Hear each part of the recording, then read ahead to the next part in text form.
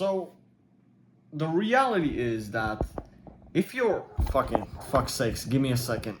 This tripod, bro. Okay. If she wanted to see you, she would. That's the title of this video. And the reason for that is because it's just true. So if the girl that you're currently speaking to is making excuses why she can't see you, or it's just hard, too difficult to schedule a date with, etc., it's because she doesn't want it that much. Let me tell you something. A girl doesn't need the perfect conditions, right? So I was with this one girl, and she was like in the fourth semester of her school, high school, and so that's like the finishing year, right? So in the fourth year, you have the biggest exams, the most important stuff, etc. So now it's important for her to go to school and to study really hard. Asked her, hey, what are you doing Friday afternoon, something like that. Like we can go grab some coffee if you wanted to. Now this was a girl I met at the gym in the summer holidays when she didn't have school, and this was like in the autumn, like fucking a month and a half ago. I stopped speaking to this girl recently, but like a month and a half ago.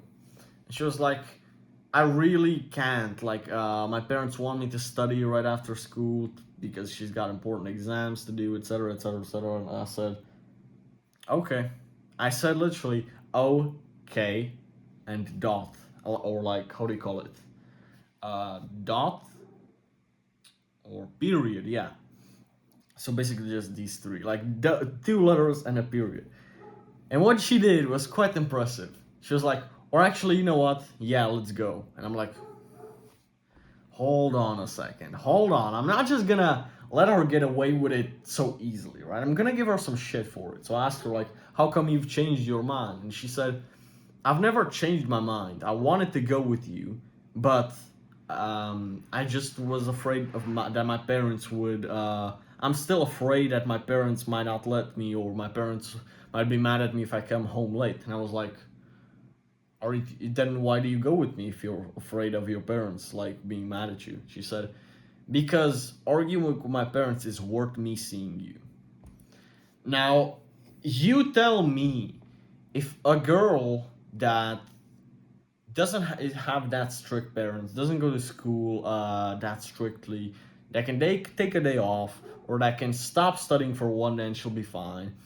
Tell me if a girl not replying to you on time will do that. She will deteriorate her relationship with her parents to build a relationship with me, which in the end turned out to be a waste of her time. But this was just so beautiful to see that a girl will do anything. A girl will skip school. A girl will not go to her job calling sick to come see you, if you are the right guy. And you're not gonna be the right guy for every single girl. So I'm gonna be pretty honest with you, man. Sometimes some girls, no matter how high value you are, you're just not her type. And that's absolutely okay. And honestly, be okay with that. She's missing out. That's the mindset that you should have. The girl that doesn't want you, she's missing out. I feel so bad for my exes. I feel bad for them. And to be honest, man, don't get pissed off if a girl like shows little interest. Now this is not binary. Us men, we think it's binary because that's how we see women, right? We want to fuck her or we don't want to fuck her, right? So let's say that your standard is a 6 out of 10, slightly above average in looks, but still like cute, etc., but not hot. Now, for the girl that is a 5 out of 10 and we're not willing to go below that standard and fuck her, which a lot of guys would, but considering you're not that and you have some standard, you're not gonna put in any effort for her. You're actually gonna try to politely push yourself away from her. A girl that is a 6.5 out of 10, like 1.5 but more points out of 10. I know this is the generally calling girls 6s, 7s, 5s, but this is the best way to make a point. Just 1 point, even if she's a 6. Now you're actually gonna try harder, and now you're actually gonna try the hardest. You see guys putting the same amount of effort for a 6 that they put for a 9. Because to us, it's sex appeal is more binary. Want to fuck, don't want to fuck. If we want to fuck, we're gonna put in a lot of effort. No matter if she's a 6 or she's a 9. And if we don't want to fuck, we'll just try to distance ourselves politely. Or some guys will fuck something below their standards anyways. Happens. Like, not to me, but a lot of guys I've seen plenty of times. Fuck sakes, bro, my dog is pissing me off, bro. Anyhow. Yeah.